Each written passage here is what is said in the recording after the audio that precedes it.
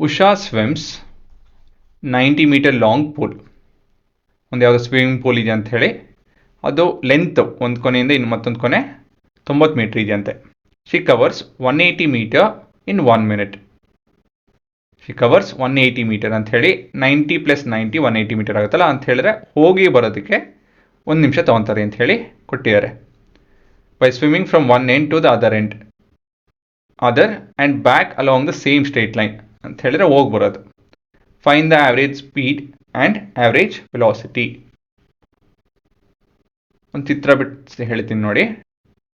ಇಲ್ಲಿಂದ ಶುರು ಮಾಡ್ತಾರೆ ಅಂತ ತಿಳ್ಕೊಳ್ಳಿ. ಇದು 90 ಮೀಟರ್ ದೂರದಲ್ಲಿದೆ. ಒಂದು ಲ್ಯಾಪ್ ಅಂತ ಹೇಳಿ ಹೇಳ್ಬೋದು. ಹೋಗಿ ಬರ್ಬೋದು. ಸೊ ಈ ಥರ ಹೋಗಿ ಅದೇ ದಾರಿಲಿ ವಾಪಸ್ ಬರ್ಬೋದು ಅವರು. ಸೊ ಅದೇ ರೀತಿಯಲ್ಲಿ ಮಾಡ್ತಾರೆ, ಹೋಗಿ ವಾಪಸ್ ಬರ್ತಾರೆ. ಪ್ರಶ್ನೆ ಏನಂತ ಹೇಳಿದ್ರೆ, ಇಲ್ಲಿನ ಆವ್ರೇಜ್ ಸ್ಪೀಡ್ ಮತ್ತು ಆವ್ರೇಜ್ ವೆಲಾಸಿಟಿ ಏನಂತ ಹೇಳಿ. Given total distance is 180 meters. Total displacement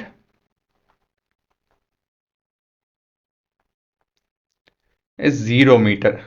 ಏನಕ್ಕೆ 0? ಡಿಸ್ಪ್ಲೇಸ್ಮೆಂಟ್ ಅಂತ ಹೇಳಿದ್ರೇನು? The shortest distance from the start to the end. So she is back at the starting point.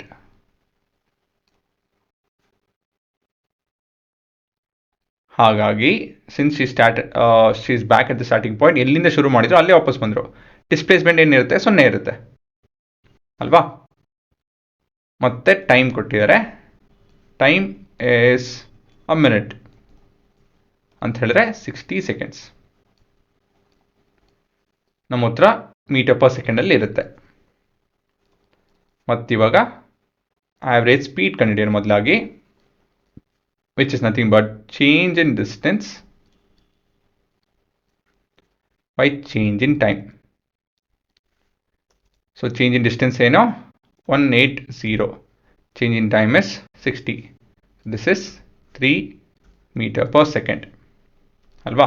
Simple calculation, ಇಂತೆಲ್ಲ ಕೆಡ್ಸ್ಕೊಳಂಗಿಲ್ಲ. Average velocity ಏನು? Formula ಏನು ಬರುತ್ತೆ average ವೆಲಾಸಿಟಿದು? Change in displacement by change in time. So change in displacement ಏನು? 0.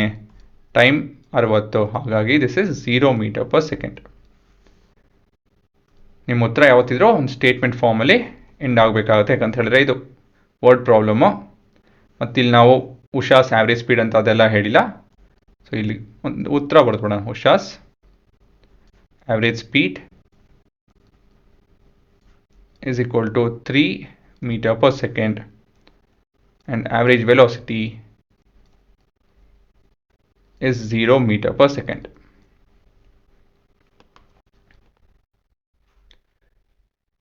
ಇದೇ ನಿಮ್ಮ ಉತ್ತರ.